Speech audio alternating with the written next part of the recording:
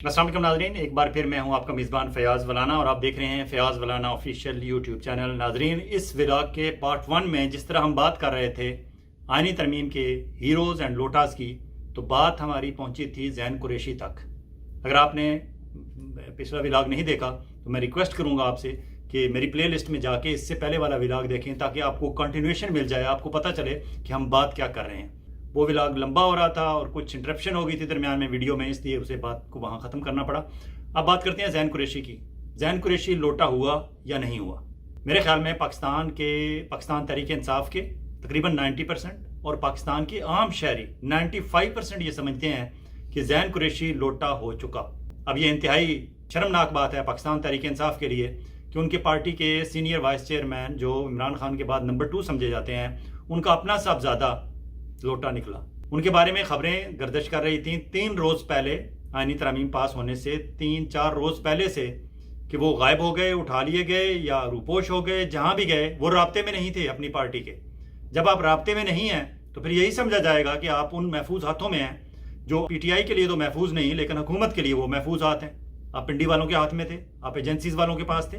और जब आइनी तरमीम पास हो गई तो उसके चंद मिनटों बाद आपकी वीडियो वायरल होती है, आपने अपलोड कर दी, और वीडियो आपने खुद अपलोड बाद में की, आपके अकाउंट से बाद में हुई, उससे पहले डॉक्टर फरहान विर्क के अकाउंट से हुई, जो मुस्लिम लीग नून के एलानिया सपोर्टर हैं।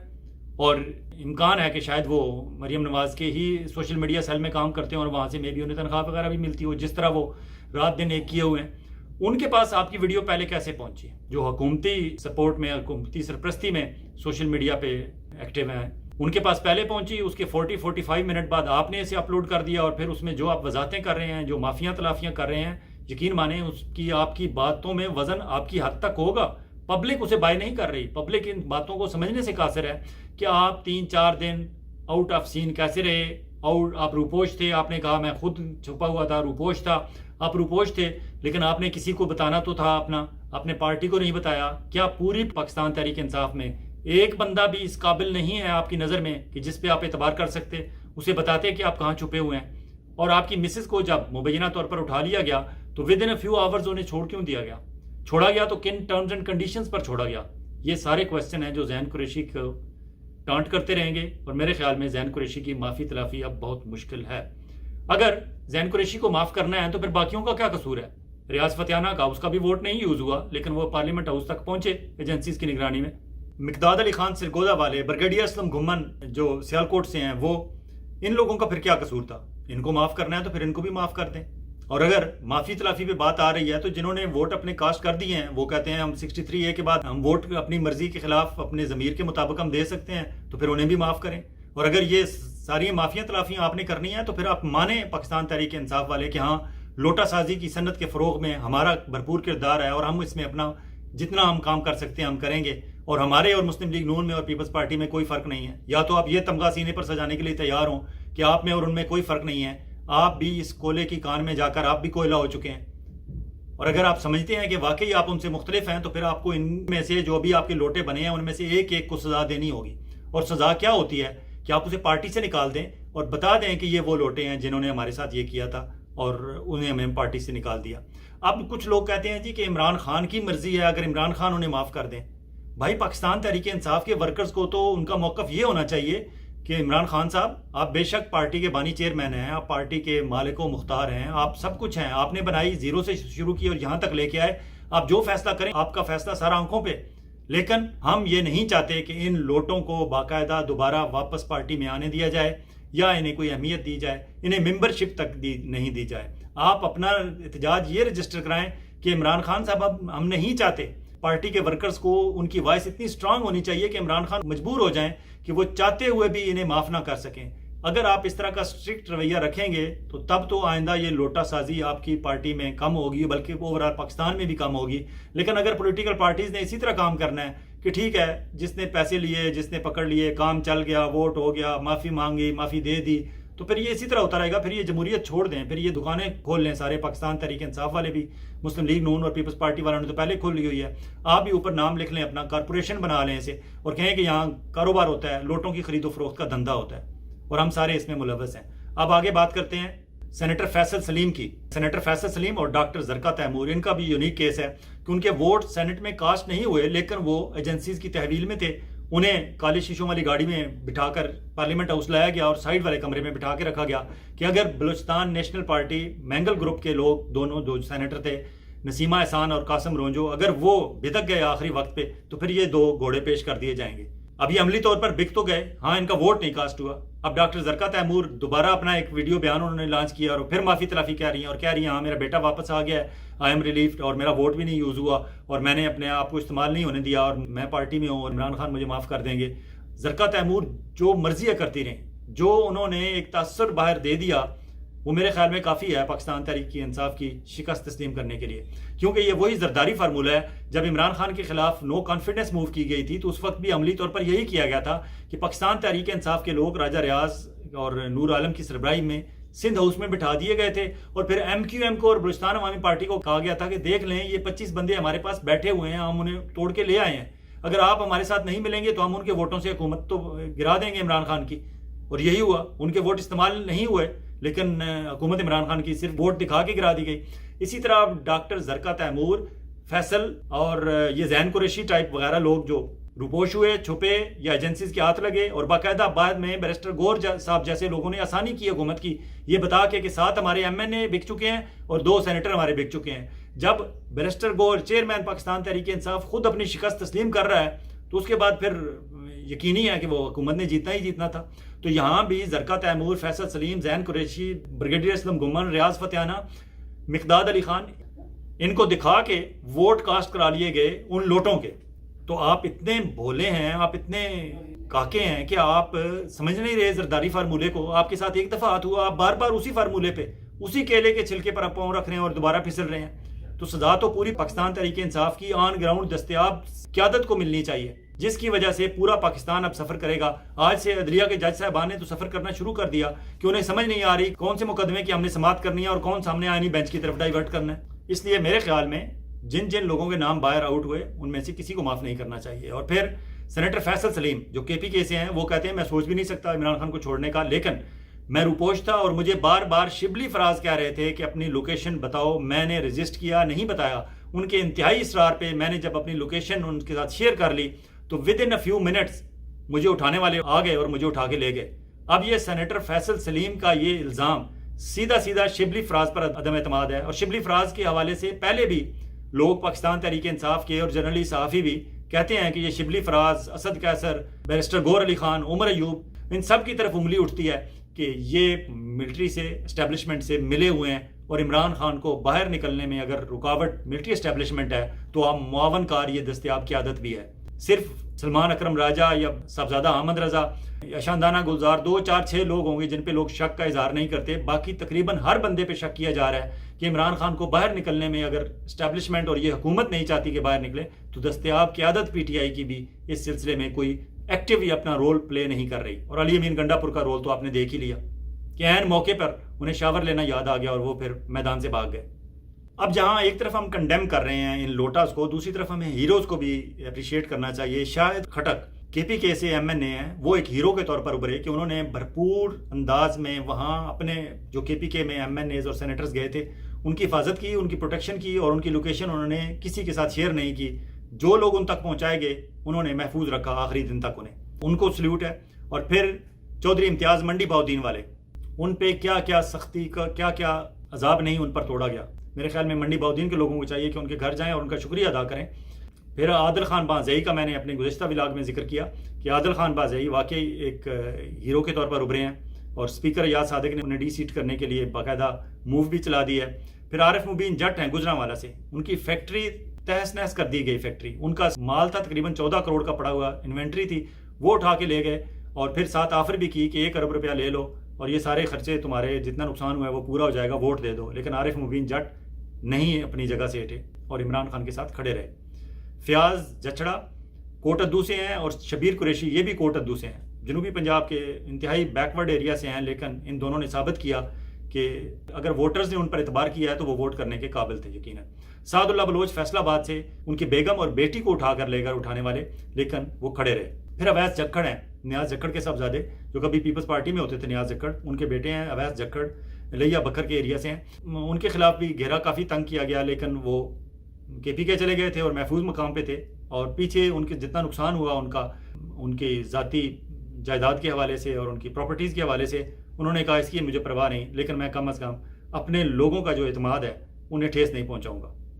اب جب ہم پاکستان تحریک انصاف کی دستیاب قیادت پر تنقید کرتے ہیں تو آپ دیکھیں کہ مسلم لیگ نون والے اتنے ایکٹیو ہیں کہ ایاز صادق سے انہوں نے لیٹر لکھوا دیا عادل خان بازئی کے خلاف کہ اسے ڈی سیٹ کیا جائے، جبکہ پاکستان تحریک انصاف کے جنہیں چاہیے کہ اپنے ان 5 جنہوں نے اعلانیہ ووٹ دیا آئینی ترمیم کے حق میں ان کی مرضی کے خلاف، اپنی پارلیمانی پارٹی کے خلاف، ان کے خلاف ابھی تک انہوں نے ایکشن نہیں لیا. تو پھر لوگ اگر شک کا اظہار کرتے ہیں اس قیادت پہ تو پھر ٹھیک ہی کرتے ہوں گے.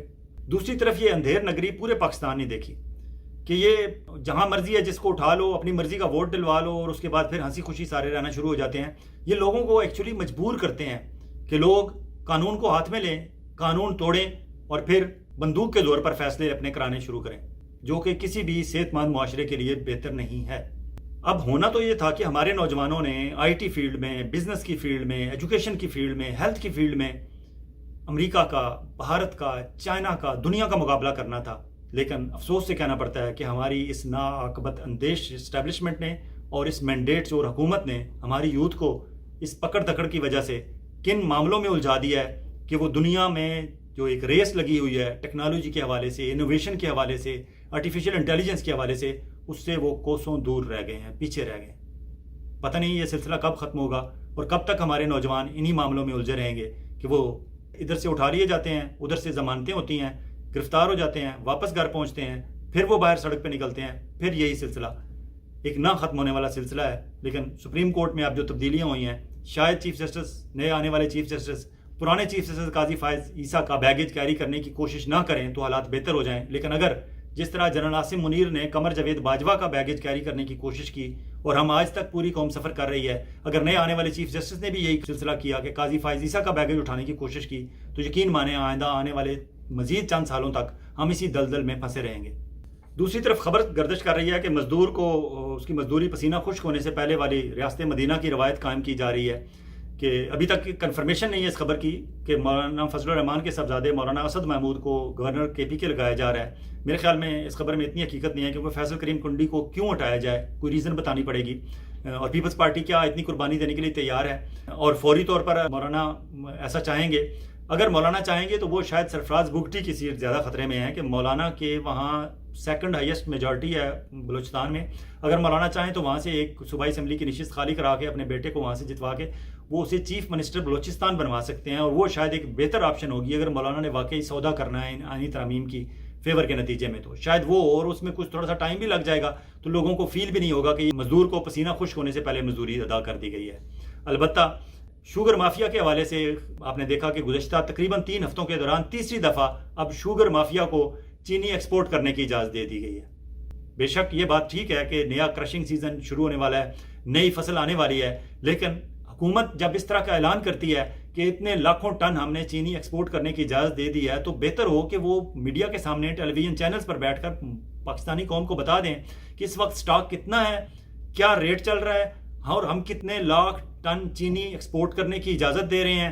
نئے سیزن میں ہمیں کتنی توقع ہے کہ ہم نئی اس سے گنے کی کاشت ہوگی، اور لوگوں کو پاکستان کے اندر چینی کس ریٹ پر ملے گی اس عرصے کے دوران.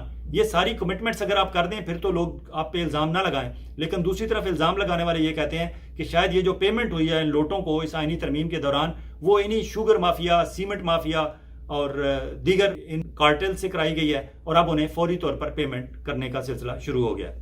اور پھر آپ نے دیکھا کہ چند روز پہلے IMF سے ہمیں ایک لون ملا اور پاکستان کی ہسٹری کا مہنگا ترین لون ملا. لیکن اس مینڈیٹ چور حکومت نے کیا کیا کہ اب اس وقت فیڈرل گورنمنٹ کے فیڈرل منسٹرز اور منسٹر آف سٹیٹس اور فیڈرل سیکرٹریز کو بزنس کلاس میں سفر کرنے کی اجازت دے دی گئی. حالانکہ کفایت شعاری کی مہم ایک طرف چلا رہی ہے یہ گورنمنٹ، دوسری طرف انہیں بزنس کلاس کی اجازت دے دی گئی. اور جواز یہ گھڑا گیا کہ جو لمبا سفر ہوتا تھا، 6 گھنٹے سے زیادہ کی لمبی فلائٹس ہوتی تھیں، وہاں کنیکٹنگ فلائٹس میں پرابلم ہوتا تھا تو ہمیں بزنس کلاس میں کنیکٹنگ فلائٹس ایزیلی مل جاتی ہیں، دوسری نہیں ملتی. بھائی اگر آپ وقت پہ اگر سیٹیں بک کریں تو آپ کو اکانومی میں بھی مل سکتی ہیں، لیکن یہ ایک صرف بہانہ ہے. اصل مسئلہ یہ ہے کہ خزانے میں تھوڑے سے پیسے آ گئے ہیں، اب یہ انہیں اڑانا چاہتے ہیں. اور وہ جو ارشاد بٹی جس طرح کہتے ہیں کہ ان کا پیپلز پارٹی اور مسلم لیگ نون والوں کا ایک ہی ماٹو ہے، آل بچاؤ مال بچاؤ اور کھال بچاؤ، میرے خیال ارشاد بٹی صاحب سوری، اسے آپ درست کر لیں. جب تک یہ IMF کے پیسے آ رہے ہیں آئندہ چند سالوں تک اور آتے رہیں گے اور یہ اسی طرح مہنگے قرضے لیتے رہیں گے عوام کے نام پہ، پاکستان کے نام پہ، یہ اس وقت تک مال بناؤ اور مال بناؤ کے فارمولے پر رہیں گے. کھال والی بات تب ہوگی جب عمران خان باہر آ جائے گا یا حکومت میں آ جائے گا. پارلیمانی کمیٹی کے سلسلے میں جو نام اب تک سامنے آئے ہیں، قومی اسمبلی میں مسلم لیگ نون کو 3، پیپلز پارٹی کو 2، جو نام بھی انہوں نے دے دیے ہیں، نوید قمر اور راجہ پرویز اشرف. سنی اتحاد کونسل کو 2 سیٹیں، اس کے نام ابھی تک سامنے نہیں ہے. MQM کو 1 اور پاکستان تحریک انصاف کو قومی اسمبلی میں اگنور کر دیا گیا ہے. حالانکہ ان کے آپ کو پتہ ہے کتنے MNAs ہیں، میرے خیال میں اراؤنڈ 80-81 ہیں، لیکن انہیں اگنور کر دیا گیا اور سنی اتحاد کونسل کو وہاں پریفرنس دی گئی ہے. جبکہ سینٹ میں ایک مسلم لیگ نون کو، ایک پیپلز پارٹی کو انہوں نے نام دے دیا فاروق ایچ نائک کا، JUI کو 1 سیٹ اور وہ کامران مرتضیٰ کا نام انہوں نے دیا، اور پاکستان تحریک انصاف کے وہاں 19 سینیٹر ہیں، شاید علی ظفر ہوں گے وہاں سے. تو یہ پارلیمانی کمیٹی جو بنائی گئی ہے اس کے نام تقریباً فائنل ہو رہے ہیں، یہ آج رات تک ہو جائیں گے اور کل شاید نئے چیف جسٹس کے حوالے سے فیصلہ بھی ہو جائے. لیکن قاضی صاحب جاتے جاتے بھی ایسا کوئی موقع ہاتھ سے جانے نہیں دے رہے جس سے یہ ثابت ہو کہ قاضی صاحب کو اگر لوگ بذریعہ ڈونٹ ان پر لانتیں بھیج رہے ہیں تو شاید وہ ٹھیک ہی بھیج رہے ہوں گے. اور آخر میں آپ کو بتاتے چلیں کہ امریکہ میں اس وقت صدارتی ریس عروج پر ہے. کیملا ہیرس جو ڈیموکریٹس کی امیدوار ہیں کافی ٹف ٹائم دے رہی ہیں ڈونلڈ ٹرمپ کو، لیکن ایلان مسک جو امریکہ کے ہسٹری کے مختار وقت میں امیر ترین شخص بننے والے، ایلان مسک نے اناؤنس کیا ہے کہ آج 31 اکتوبر سے لے کر 5 نومبر الیکشن والے دن تک، آئندہ 15-16 دن تک وہ روزانہ $1 ملین کا انعام دیا کریں گے. کس بندے کو؟ جو بندہ ایلان مسک کی پٹیشن جو انہوں نے ڈونلڈ ٹرمپ کے حق میں لانچ کی ہے اس پہ سائن کرے گا آن لائن جا کے، اور پھر قرآن اندازی ہوگی روزانہ ایک بندے کو $1 ملین انعام دیا جائے گا. اور آج پہلا انعام انہوں نے پینسلوینیا میں گزشتہ روز ہونے والی کار ریلی کے موقع پر جان ڈیرر نام کے ایک بندے کو دیا ہے. اور اس بندے نے جب وہ $1 ملین کا انعام وصول کیا تو اس نے کہا یقین مانے میں اس ریلی میں جب آ رہا تھا مجھے نہیں پتا تھا کہ یہ پٹیشن سائن کرنے کی وجہ سے مجھے یہ انعام ملے گا. اب دیکھتے ہیں کہ آئندہ 15-16 دنوں میں کن خوش نصیب لوگوں کو وہ انعام ملتا ہے، لیکن اس سے کافی بوسٹ ملے گا ڈونلڈ ٹرمپ کی اس کمپین کو. اب دیکھنا یہ ہے کہ اس کا کیا مطلب ہے کہ کیا امریکن اسٹیبلشمنٹ ڈونلڈ ٹرمپ کی طرف اس کا جھکاؤ ہو گیا ہے. لیکن اگر یہ سارا کچھ ٹرمپ کے حق میں جا رہا ہے اور اسٹیبلشمنٹ نہیں چاہتی تو پھر اسٹیبلشمنٹ کے پاس ایک آخری وار یہی رہ گیا ہے کہ وہ پاکستان فون کریں اور وہاں سے ہمارے چیف الیکشن کمشنر راجہ سکندر سلطان کو یہاں بلا لیں اور یہاں فارم 47 والی کوئی صورت نکلے. ادروائز ٹرمپ اب رکنے والا نہیں. اجازت چاہوں گا، بہت جلد ایک اور ولاگ کے ساتھ آپ کی خدمت میں حاضر ہوں گے. اس وقت تک آپ اپنا اور اپنے گرد و نواح کے لوگوں کا اسی طرح خیال رکھیے گا جس طرح آپ چاہتے ہیں کہ آپ کا خیال رکھا جائے. اللہ حافظ.